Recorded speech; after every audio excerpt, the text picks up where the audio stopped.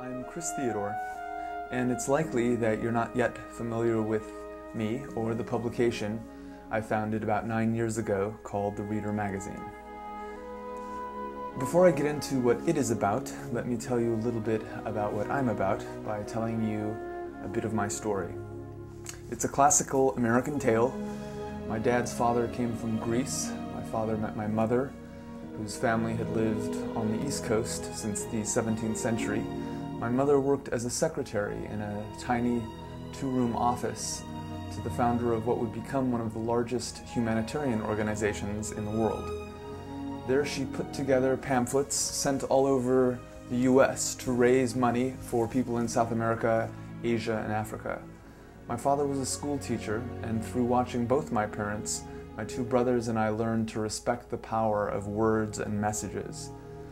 At around 22, I began to travel and journeyed throughout the world for about 8 years. And at 30, I came home and hoped for a way to use words, as my mother and father had done, to make a difference. I chose to put my hand at transforming something that had become stale, mailed advertising, into something that mattered.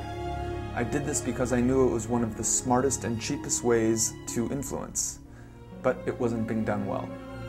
Today, although there are now hundreds of thousands of people who know of The Reader, few know it uses an astonishing 75% less paper than some of the most common used direct mail models to reach the same amount of people over the same period of time. 100 million trees are consumed every year in the US to provide the paper for direct mail. If the majority of direct mail worked on the same business model as The Reader, each year as many as 75 million trees would escape the fate that they're destined to today. That's the equivalent of the entire Rocky Mountain forest of the US and Canada times 3.